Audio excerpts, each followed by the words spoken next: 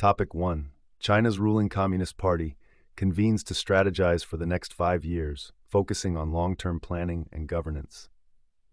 The leadership of China's Communist Party gathered in Beijing to establish strategies for the next 5 years. This meeting is aimed at finalizing the 5-year plan for 2026 to 2030, with around 370 Central Committee members in attendance.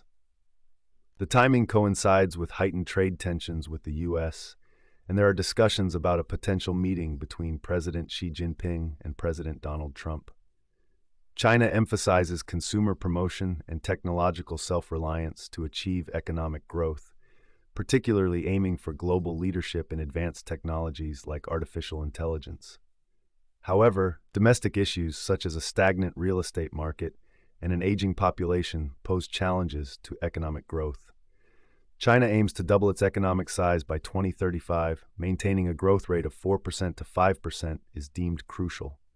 This meeting is significant for establishing long-term plans and governance strategies with key goals of economic stability, legitimacy, and sustained support. Topic 2. Apple's deal to broadcast Formula One races marks a strategic expansion into sports media. Apple has signed a 5-year deal to broadcast Formula One races, marking a strategic expansion into the sports media sector. This contract replaces Walt Disney's ESPN and is seen as a logical outcome following Apple's success with its F1 film. Apple's interest in F1 is not recent. Eddie Q, Apple's senior vice president, has been considering this deal for a long time, having a deep connection with F1 as a board member of Ferrari.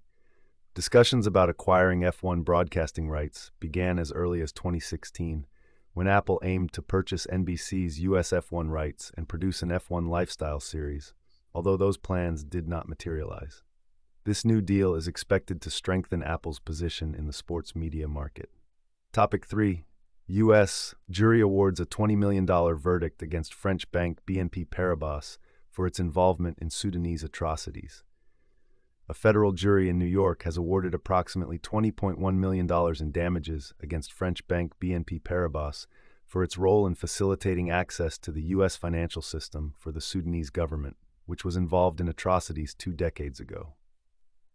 The verdict mandates compensation of $6.7 million to $7.3 million for 1 woman and 2 men who were forcibly displaced and lost property in Sudan before immigrating to the U.S. BNP Paribas helped the Sudanese government access international financial markets, contributing to the deaths of up to 300,000 people and displacing 2.7 million in the Darfur region. The bank plans to appeal the ruling, claiming it did not have the opportunity to present crucial evidence. This case is part of a class action lawsuit involving 23,000 Sudanese refugees, and the plaintiff's attorney hopes the ruling will benefit other Sudanese refugees. In 2014, BNP Paribas had already paid $9 billion and pleaded guilty to charges related to transactions involving Sudan, Cuba, and Iran. Topic 4. Concerns over the impact of tariffs imposed by former President Trump affecting local coffee roasters. Concerns are rising regarding the impact of tariffs imposed by former President Trump on local coffee roasters. Tariffs of 20% and 10% on coffee imported from Brazil, Vietnam, and Colombia, respectively, have led to rising coffee prices. The U.S. imports over 99% of its coffee, with a significant portion coming from Brazil. As a result, coffee prices are increasing, forcing consumers to pay more. Some roasters are trying to absorb the increased costs due to tariffs, but consumers are still feeling the price hikes.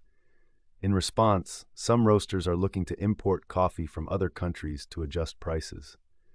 A proposed bill called the No Coffee Tax Act aims to exempt coffee products from tariffs, but the uncertainty caused by the tariffs continues to burden local coffee businesses. Topic 5. Kering is reportedly close to selling its beauty unit,